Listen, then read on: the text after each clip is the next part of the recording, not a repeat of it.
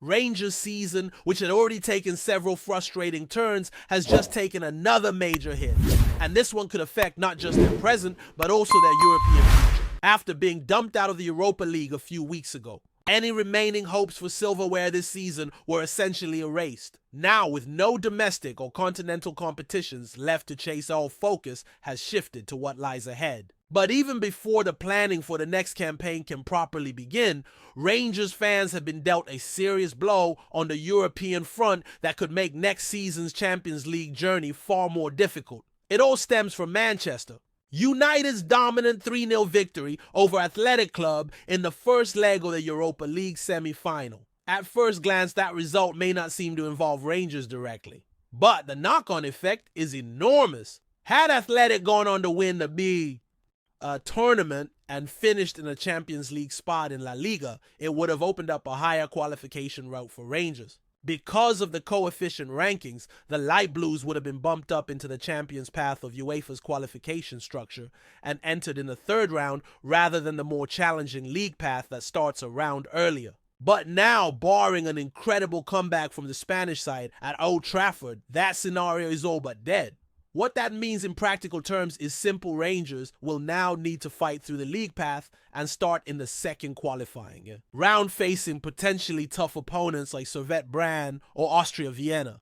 It's not the kind of head start anyone at Ibrox was hoping for, and that's just the latest in a long list of headaches for Rangers this season. Domestically, things have been far from ideal. While the 2 wins over Celtic in recent Old Firm clashes have offered some moments of joy, they've been overshadowed by a campaign that's fallen well short of expectations. The win at New Year's was emphatic, with Janus robbing proper and Danilo putting on a show to sweep Celtic aside in a comfortable 3-0 result. Then in March, the team went to Celtic Park and stunned their rivals again. This time, it was Nicholas Raskin, Mohamed Diamande, and Hamza Igerman who found the net in a thrilling 3-2 victory. These moments prove that the squad is capable of competing at the highest level domestically, but the league table tells a different story.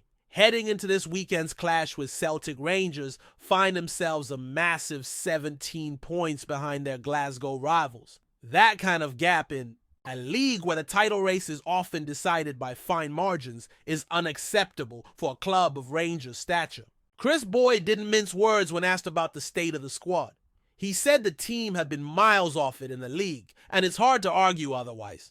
Even though the next Old Firm doesn't carry title implications, it still matters. For both sides, pride is on the line, and winning against your biggest rival is never meaningless. Brendan Rodgers will want his side to dominate, especially in front of a hostile Ibrox crowd. But the same goes for Rangers. This is a chance to at least finish strong to give the fans something to cling to in what's been a bitterly disappointing season.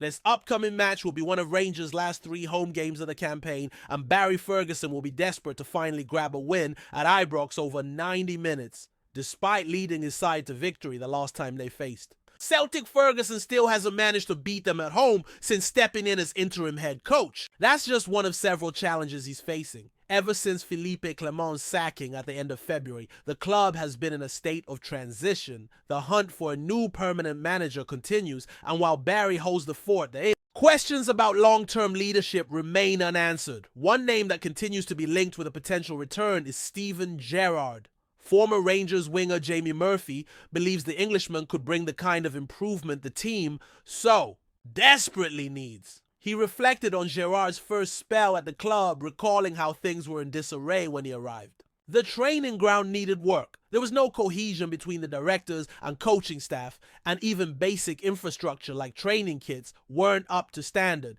But Gerrard came in, reorganized everything, and turned Rangers into title winners. While Murphy acknowledges that the club isn't in quite the same mess today as it was back then, he still feels Gerrard's return would lift standards across the board.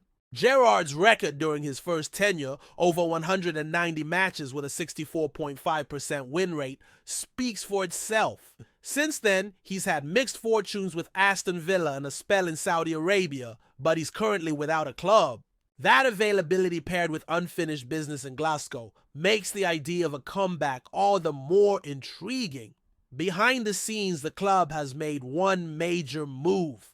Kevin Thelwell has been announced as Rangers' new sporting director, and is set to arrive from Everton once his contract there expires. His appointment comes off the back of a full-scale footballing review conducted by the club, which identified the need for a strong sporting director as a top priority. But not everyone sees the road ahead as smooth. Former Rangers defender Alan Hutton has warned that Thelwell is walking into an almighty job and that fans should temper their expectations. Speaking just after the disappointing draw against St. Ern, Mirren Hutton pointed out that rebuilding this squad won't happen in one transfer window. Even if the club's takeover by 49 Enterprises gets finalized and fresh funds become available, the work required is too extensive to expect overnight success. According to Hutton, the sheer scale of the task will only become fully clear once Thelwell gets to grips with the squad and starts making moves. He praised Thelwell's experience having worked at Everton Wolves and even over in the United States with the New York Red Bulls, but stressed that the intensity of the Glasgow football scene is a whole different beast. It's not just about bringing in talent, it's about bringing in the right personalities, the right mix of experience and hunger, and doing it all under the constant glare of a fan base that demands results. Hutton emphasized that patience will be crucial. The club needs stability, clarity, and leadership and smart decisions in the market, especially with the current state of flux around a permanent managerial appointment. And all this is happening with time ticking fast. The summer transfer window will be upon them soon. The Champions League qualifiers will follow not long after, with the season drawing to a close and only a handful of games left every minute. It counts! The next steps the club takes, both on and off the pitch, will shape not just the start of next season, but potentially the next several years of Rangers' future. What makes the current moment so critical for Rangers is not just the weight of expectations, but the sheer volume of decisions that need to be made, and quickly. The club finds itself at a crossroads. There's no permanent manager in place, the squad is in clear need of an overhaul, and European qualification just got more complicated. Add to that the backdrop of a looming takeover by 49 Enterprises, and you have a situation that demands precision, calm leadership, and serious footballing know-how. Kevin Thelwell will be central to that. His CV is solid, experience in the Premier League, experience abroad, but nothing he has done previously can quite prepare him for what it means to be at the heart of Rangers Football Club. The expectations are sky high and the margin for error is razor thin.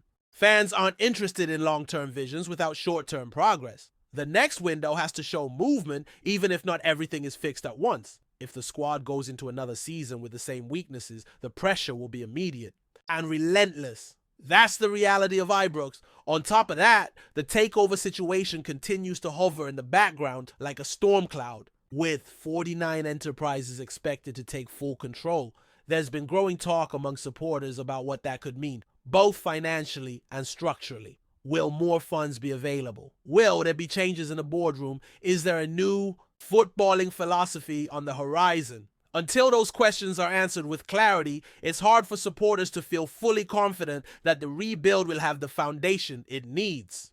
The worst thing that could happen now is hesitation. Rangers don't have the luxury of time. Meanwhile, on the pitch, the team must still find a way to finish the season with pride. That starts with the upcoming clash against Celtic, a match that might not impact the league standings, but will always carry enormous significance. The last two wins against their city rivals gave fans something to believe in, something to celebrate amid a turbulent year. But doing it again at Ibrox would mean something else entirely. It would be a show of resilience, a statement that this squad still has a pulse. For Barry Ferguson, it's also personal. He's yet to beat Celtic at home as manager, and with his future uncertain, this could be one of his last opportunities to leave a lasting impression. And let's be honest, Rangers need that lift. The disappointment of the Europa League exit, the slip-ups in the league, the lack of clarity about who's steering the ship, it's all weighing heavily. For a fan base that lives and breathes football, every detail matters. Every rumor, every press conference, every squad selection gets picked apart. That's the level of scrutiny that comes with being part of a club of this magnitude. What's clear is that whoever takes over permanently in the dugout will inherit a job that goes far beyond tactics and team sheets. They'll need to rebuild morale, establish authority, and connect with a dressing room that's clearly underachieved. They'll need to work hand in hand with Thelwell to shape a squad that reflects ambition, hunger, and consistency. And above all, they'll need to close the gap to Celtic, not just in results, but in mentality, in resilience, and in the cold hard numbers of the league table. There are pieces to work with. Despite the frustrations, there have been players who've stepped up in key moments. Nicholas Raskin showing leadership in midfield, Mohamed Diamande adding bite and drive, and the likes of Danilo and Hamza Igerman offering glimpses of real quality. But depth remains an issue, and injuries haven't helped. Replacing key figures, building a stronger spine, and improving the squad's fitness will be vital parts of any summer plan. What will also be critical is communication. Supporters need to feel like there's a plan, that there's direction. The club doesn't need to lay out every detail publicly, but fans should sense that there's a steady hand at the wheel. Too often this season, the messaging has felt mixed or simply absent. That can't continue. In times of transition, clarity becomes one of the most valuable assets a club can offer, not just to the supporters, but to the players and staff trying to navigate through the uncertainty. And let's not forget the European implications. Being forced to go through the second round of Champions League qualifiers is no small challenge. The league path is notoriously brutal. There are no easy ties, no guaranteed progression. The risk of falling at that stage would not only damage the club's finances, but also dent its reputation and momentum just as the new season kicks off. That makes preparation all the more important.